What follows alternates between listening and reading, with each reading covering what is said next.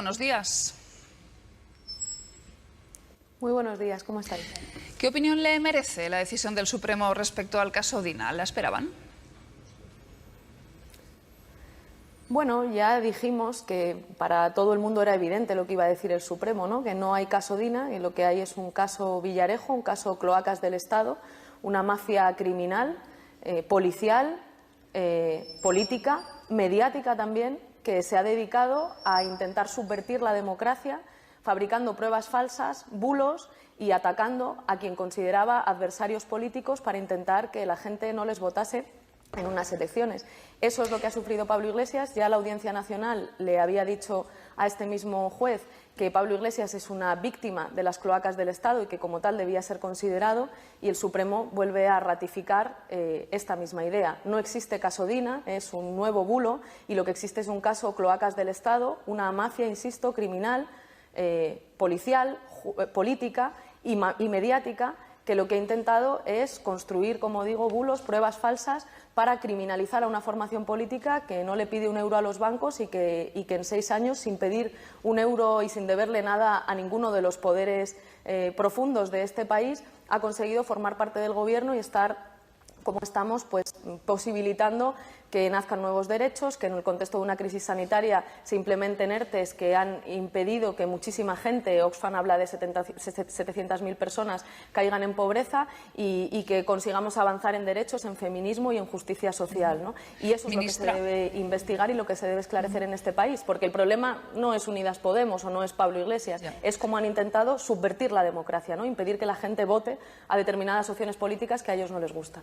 Ministra, pero en cualquier caso, si la Audiencia Nacional llama a declarar a Dina Bouchelham, ¿confía usted en que defienda que no se siente perjudicada porque Iglesias le devolviera la tarjeta de su móvil no se la devolviera durante unos cuantos meses?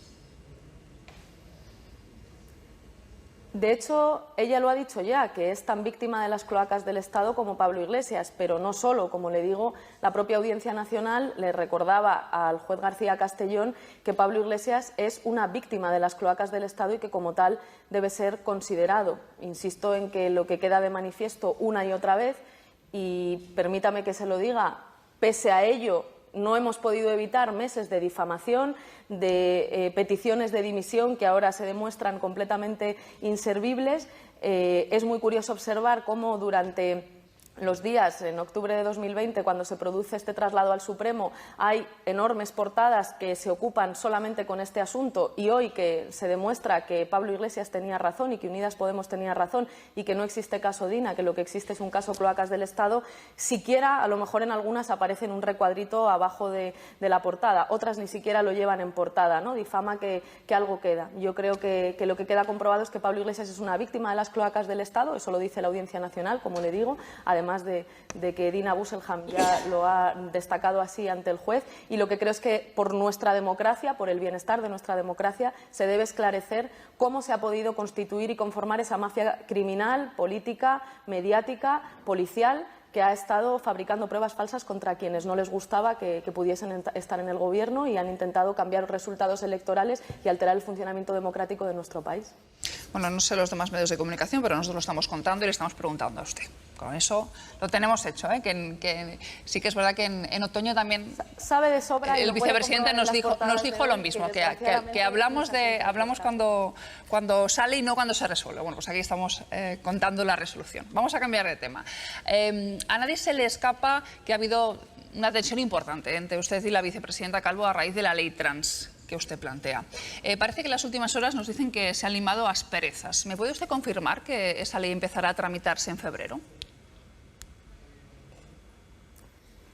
Bueno, yo estoy muy satisfecha. Efectivamente, hemos tenido una primera reunión con textos. Nos hemos visto, lógicamente, en muchas otras ocasiones, pero hemos tenido una reunión por primera vez con los textos de las leyes, tanto LGTBI como trans. Tenemos un firme compromiso como Gobierno de sacar estas leyes adelante. Efectivamente, durante la primera quincena de febrero poder iniciar el trámite es nuestra voluntad, y además cumplir con ese acuerdo de Gobierno que dice cosas muy sencillas, que debemos dejar de considerar por ley a las personas trans como personas enfermas y que el colectivo LGTBI sufre determinadas discriminaciones, aunque formalmente tengan reconocidos todos los derechos, igual que el resto de la población, pues sufren determinadas discriminaciones en el acceso a los mismos. Hay a personas que no les alquilan una vivienda por ser lesbianas o que les dan una paliza en la calle por ser una persona trans, y contra esas discriminaciones debemos actuar para proteger precisamente los derechos que todo el mundo tenemos que tener y que poder disfrutar de forma efectiva y en igualdad de condiciones. Ese es un compromiso de este Gobierno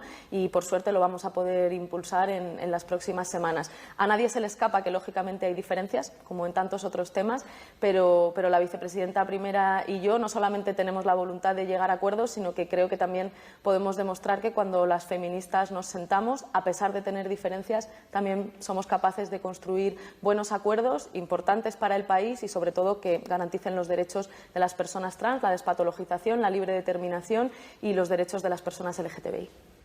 Entiendo que se mantiene el concepto de autodeterminación de género en el texto. Es una exigencia de los organismos internacionales, me va a permitir que sea prudente y contenida, porque estamos en pleno proceso de negociación, pero es una evidencia que, igual que la despatologización, pues la libre determinación del género es un requisito que nos están pidiendo, como le digo, todos los organismos internacionales para garantizar el libre desarrollo de la personalidad, que es un derecho fundamental de todas las personas. Pero usted sabe que parte del feminismo sostiene... comunidades autónomas, por otra parte. Le quería comentar, usted sabe que parte del feminismo sostiene que esa autodeterminación de género, la teoría queer, supone, en cierto modo, una especie de borrado jurídico del sexo, ¿no?, que aparta a la mujer del centro de políticas para evitar precisamente la discriminación. Ese ha sido también el argumentario del Partido Socialista. ¿Cuál va a ser el punto medio? ¿Dónde van a llegar a confluir usted y, por ejemplo, Carmen Calvo para poder salir con esa ley adelante? Le insisto en la necesidad, para preservar esa negociación, de ser prudente y de ser contenida. En cualquier caso, la libre determinación no es una teoría, es un derecho que diferentes organismos internacionales, la propia Comisión Europea, está pidiendo a todos los países que reconozcamos. No es una teoría, es un derecho que es lo que permite garantizar el libre desarrollo de la personalidad y otros derechos fundamentales que tienen que ver con la identidad de las personas.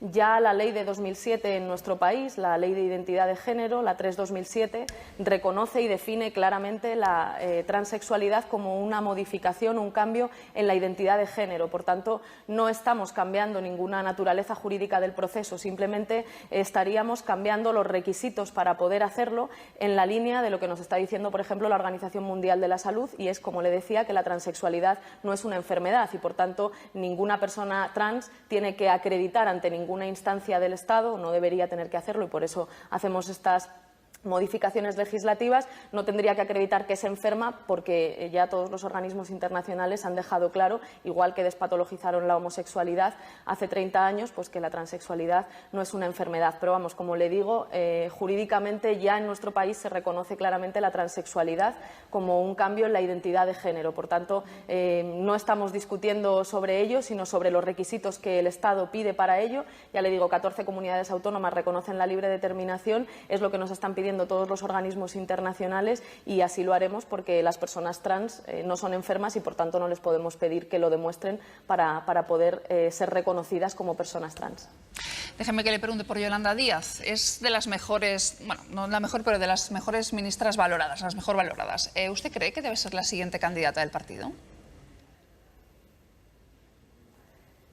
Yo creo que eso lo tiene que decidir no solamente nuestro partido, sino el conjunto del espacio. Pero vamos, ya que me pregunta, pues efectivamente pienso no solamente que es una de las ministras mejor valoradas de este Gobierno, es la persona que por tercera vez ha conseguido, en el marco del diálogo social, una prórroga de los ERTE. Es una compañera trabajadora incansable. No sé exactamente a quién tienes de compañeros en la mesa, pero muchos de los periodistas que siguen habitualmente el Parlamento y la actividad del Parlamento han podido ver a Yolanda como artífice de buena parte de las medidas más y de las leyes más importantes que en su tiempo Unidas Podemos presentábamos como grupo parlamentario, y no solamente es, ya digo, una de las ministras mejor valoradas ahora en el Gobierno, sino que, con perdón de Magdalena Valerio y de algún otro ministro o ministra de Trabajo, yo creo que es la mejor ministra de Trabajo de la historia de este país, al menos de la democracia de este país. Déjeme que le pregunte por unas declaraciones que hizo en ese programa. Ella dijo que era independiente. ¿Sigue siendo una ministra de Podemos? Es una ministra de Unidas Podemos, claro que sí. De acuerdo. Tenemos más preguntas. Están preguntado quién estaba en el plató. Tenemos a Basteiro, a Lola García, a Carlos Cuella, Joaquín Manso. Le pregunta Daniel Basteiro. Daniel.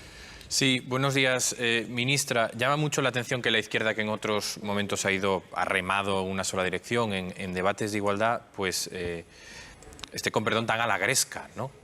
El debate en las redes usted sabe que es muy encendido y hasta en algún punto deslegitimador, ¿no? Acusaciones de verdadero o falso feminismo, de tránsfobo.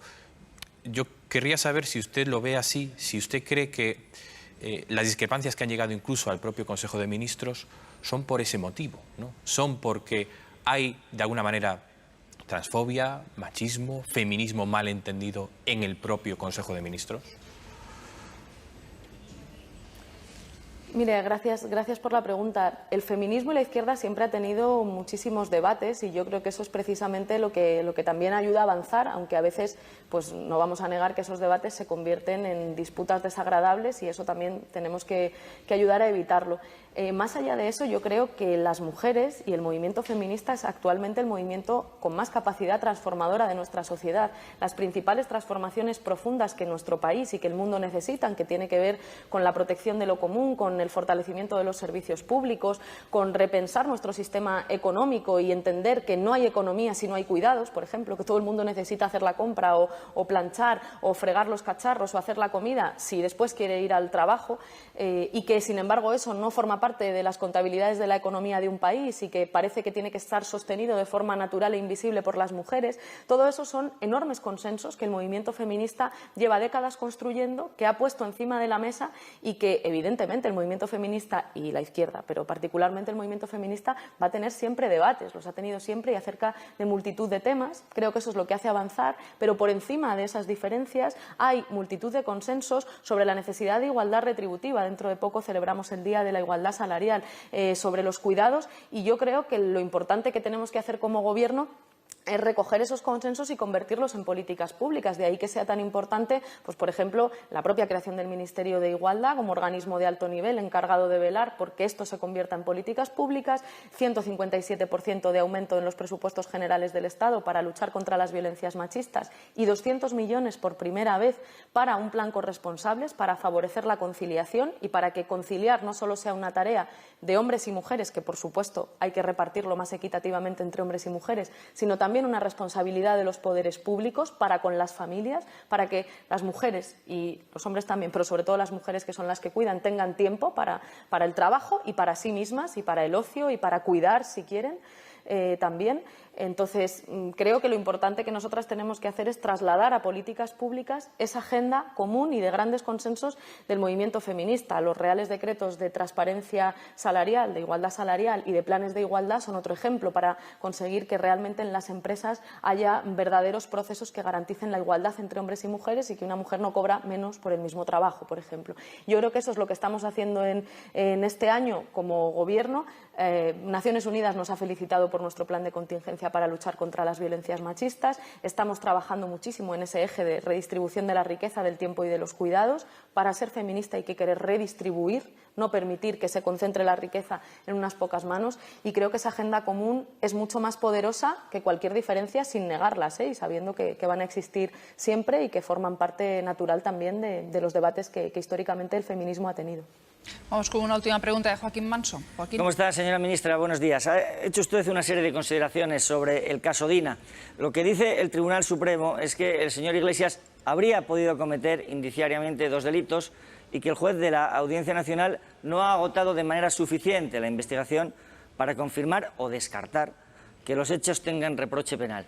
Usted es ministra de Igualdad y yo le quiero preguntar qué le parece a la ministra de Igualdad que un ciudadano varón acceda desde una posición de poder a la intimidad más reservada de una subordinada, después le oculte estas circunstancias durante varios meses y, por último, argumente que si lo hizo fue para protegerla porque quizás ella no podría soportar la presión. Yo respeto mucho la línea editorial de su periódico, señor Manso, pero lo que está quedando claro y abiertamente manifiesto es que no existe caso Dina, que como ha dicho la Audiencia Nacional y como le decía antes a la conductora de este programa en la televisión pública, Pablo Iglesias es una víctima de las cloacas del Estado, unas cloacas del Estado que no solamente implican decisores políticos que cogían a policías corruptos manchando el nombre de las fuerzas y cuerpos de seguridad del Estado para fabricar pruebas falsas y bulos contra quienes consideraban adversarios políticos, dañando con eso las bases de la democracia en nuestro país, sino que tenía también una importante pata mediática. El señor Urreiztieta, por ejemplo, o el señor Inda aparecen con claridad en los papeles de Villarejo como periodistas que presuntamente habrían ayudado y serían pieza fundamental de la difusión de esos bulos y noticias falsas intentando atacar a Pablo Iglesias y a otros líderes políticos, insisto, con la intención de subvertir la democracia.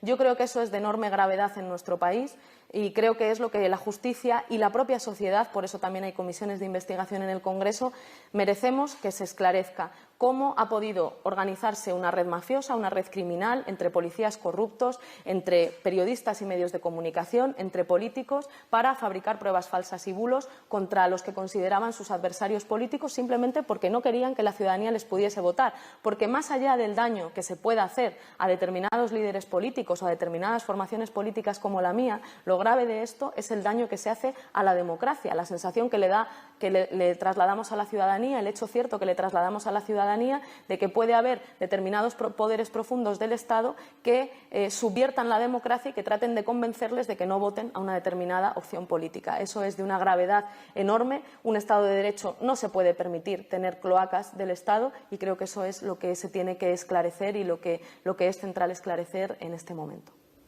Sí, permítame, que le doy las gracias por su respuesta. Quiero dejar claro que el diario El Mundo está tremendamente orgulloso del trabajo de su subdirector Esteban Urreiztieta, en este caso, y de su compromiso con la verdad en todos los casos.